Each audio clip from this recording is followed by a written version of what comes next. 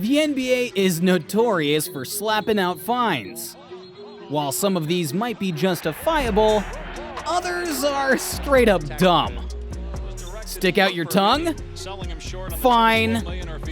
Laugh on the bench? That's a fine. Going snowboarding with the boys? Another fine. It seems like these days you can't do without getting fined. But it isn't just the players receiving the fines. NBA owners such as Mark Cuban and Joe Lacob seem to be on the NBA Rules and Regulation Commission's hit list. From being fined $500,000 for talking the refs, and even being fined 250 racks for simply sending out a tweet. Here are some of the most expensive and ridiculous fines paid by NBA owners. And what the last owner did also got him banned from the league for life. First up, this owner got into big trouble because of what he leaked to the media. Oil and gas billionaire Aubrey McClendon. Back in 2007, he decided it was a good idea to leak the plan to move the Supersonics to Oklahoma City. This news obviously had the Seattle fans choked. But they weren't the only ones McClendon pissed off with this leak. Ex-Commissioner David Stern was pissed at McClendon and slapped him with a $250,000 fine. Keeping in the theme of billionaire co-owners screwing up, we find our next person on the list.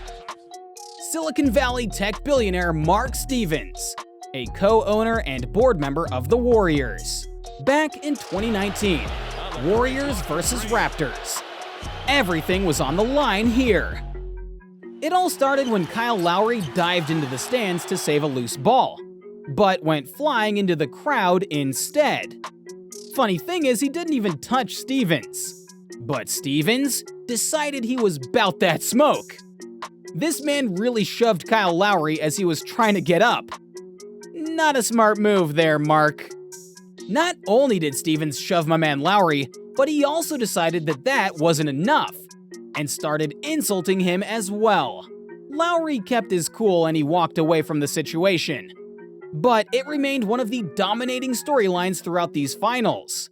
I knew it would be a big deal, but I didn't know it would be as big of a deal as him being a part of the group that, writes the checks. And that makes it even more of a place where he should know. Lowry received support from across the league, and even the Warriors players and coaches showed their support for Kyle. I don't care who he is.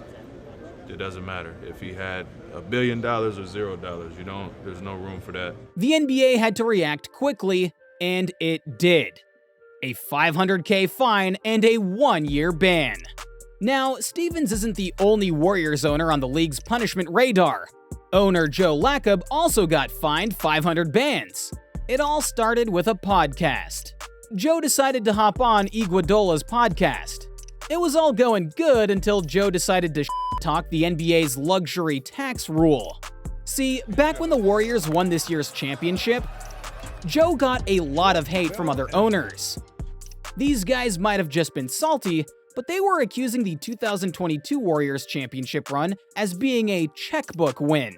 See, what had happened was the Warriors were $200 million over the salary cap.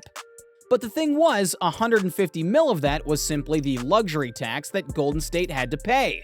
He also complained that the luxury tax was too penalizing, especially for teams who made it out of the mud by drafting their players and developing them into NBA superstars. I ain't no Curry fanboy, but even I know that doesn't seem fair.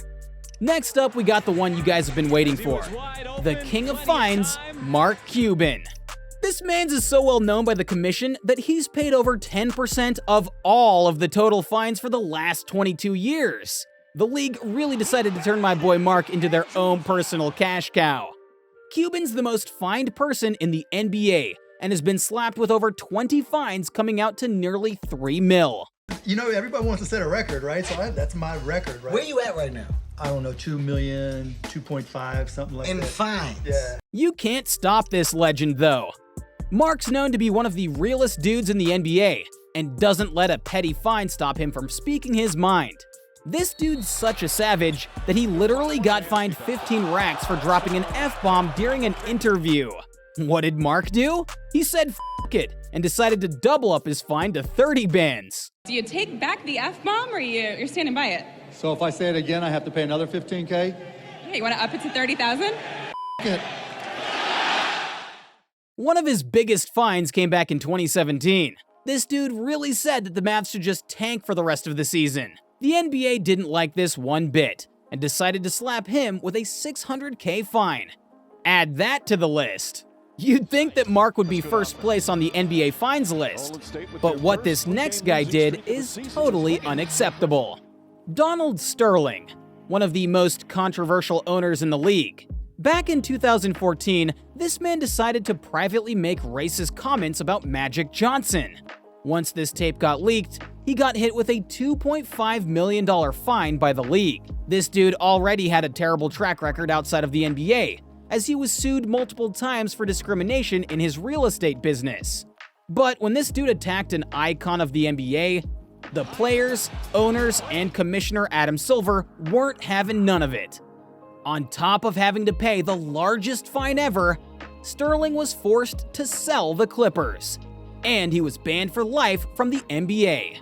See, even though the fines you've seen today seem like a lot of money, remember that these NBA players and owners are multi-millionaires and even billionaires.